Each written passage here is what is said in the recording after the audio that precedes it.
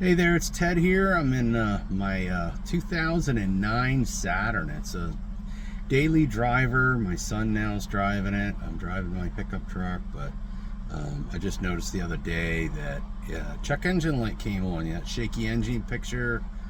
That looks like a fuel injection emissions light, not a regular red triangle, which usually tells you that it's an actual vehicle problem that the engine manufacturer finds. So if you see a shaky engine yellow light, it usually means emissions. It's the same thing in marine it is automotive.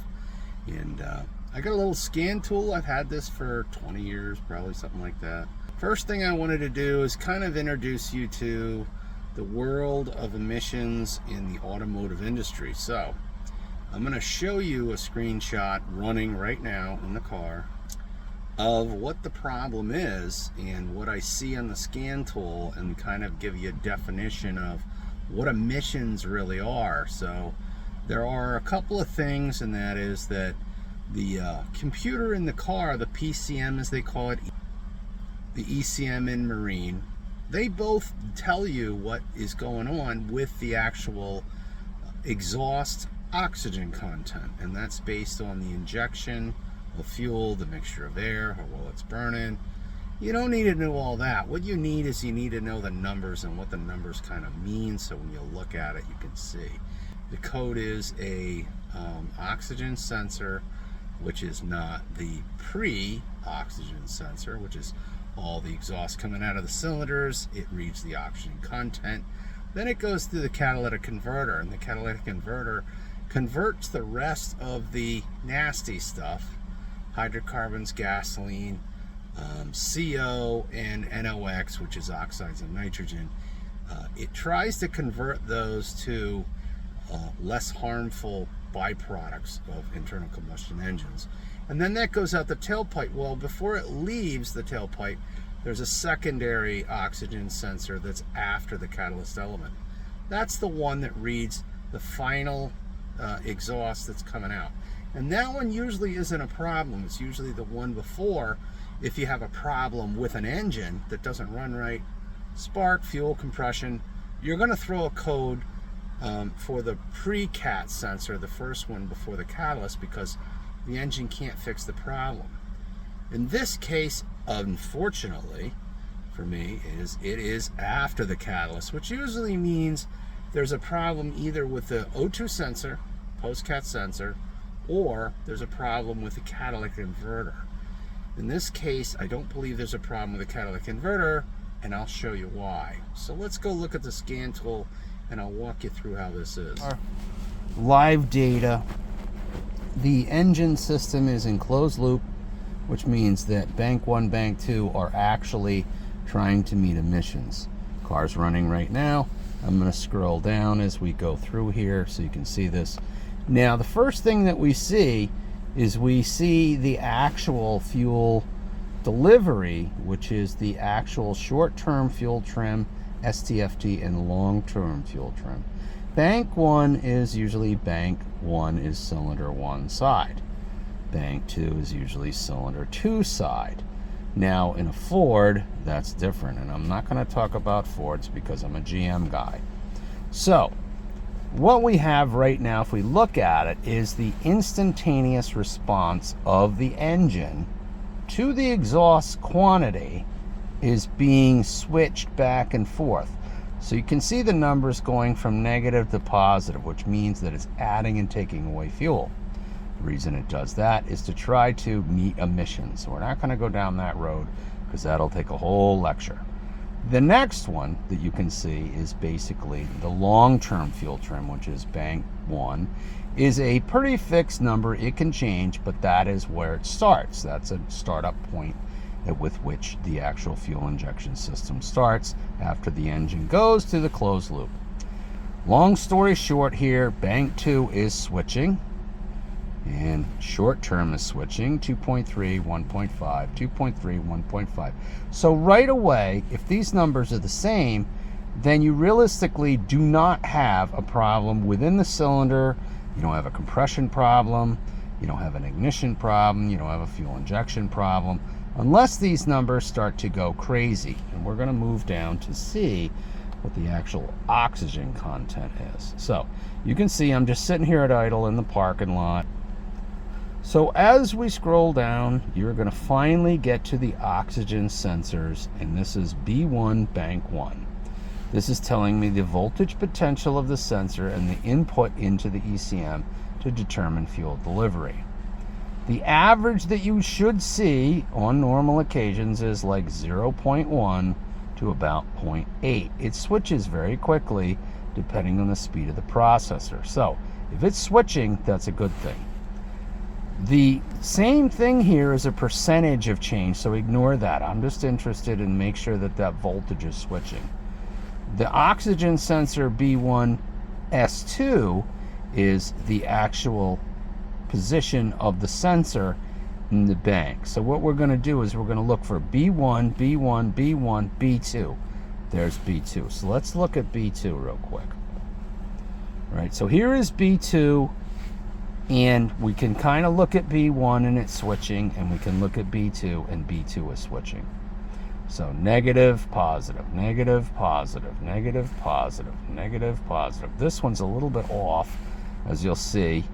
And if I rev it up a little bit and then let it settle down to an idle, it'll do the exact same thing. It'll start going back negative, positive, and that's totally normal.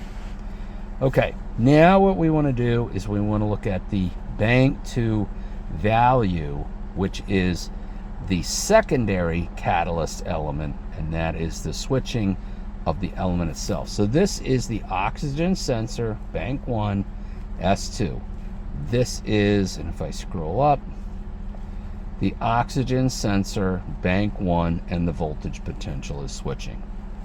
If I come down here to oxygen sensor bank 1 S2, that is the second position, right? And that is the voltage. And that one really will not change as much. And the reason for that is what is coming out the tailpipe. That is after the catalyst. So the catalyst element, if everything is good, I find that anywhere between 0.6 and 0.8, somewhere in there, those numbers are pretty good. So if this is switching back and forth between a negative and a positive number for the bank 1 percentage, or the voltage, should I say, then what you're going to see the same thing here, but it's going to be actually in a pretty fixed condition. So you'll see here it goes between 0.1, 0.8, 0.1, 0.7, 0.1, 0.8. Your secondary voltage should be reasonably consistent. It'll fluctuate a little bit because of the pulses of the exhaust, but if it's pretty stable between 0.6 and 0.8, that number right now, 0.7475, somewhere in there, tells me that the efficiency of the catalyst is very good. So that means that the catalyst is finishing off any unburned fuel and it's burning it up, and you're getting a very good efficiency out of the catalyst element going out the tailpipe. So between 0.1 and 0.8, it's banging back and forth, and it looks like it's doing it pretty good. The value of the percentage obviously is going to follow that, and now we get into the O2 bank 2 voltage potential, and we want to see that is going to be pretty similar to the previous one. So let's scroll back up and let's see what we get for bank 2 voltage potential.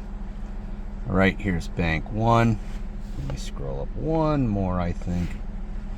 So here's bank 1. The voltage is 0.7, 0.72, 0.73, 0.74 maybe. And it hangs out in there pretty well. So let's go down and let's see what's going on in bank 2. So here's bank 2. This is the second side. This is the cylinder 2 side. And this is the voltage on the post-cat sensor. So pre-cat sensor, bank 1 voltage, shifting back and forth nicely. In bank 2, what we have is 0.76, 0.75, 0.75, 0.75, 0.75, 0.75. Okay, now what I'm noticing right away is this is frozen. It's basically a frozen position of that sensor. There it switches a little bit. Now, there's no way that a catalyst element is going to freeze because the exhaust is going through it at an alarming rate. So what we have right now is we have a catalyst element post-cat sensor after the catalyst element that's locking up, which means that the sensor data input into the processor is not shifting as it should normally be. And what happens is you set a code for that, and a lot of times that code is that the post-cat sensor is open or lazy. Open or lazy means it's not shifting, it's not changing. Bank 2 voltage, here it is, 740, 735. Bank 1, sensor 2 voltage, 640, 670, 670, 635, 750. It's holding at 750. This is still jumping around. Okay, so you're not that far out. You're still pretty close to the 0.6 to 0.7, 0.8. Rev it up, see if we can kickstart it. There's 0.8. And let's see what happens when it settles down again. All right, 775, 780, 775. They're pretty close. 760, 755, 750.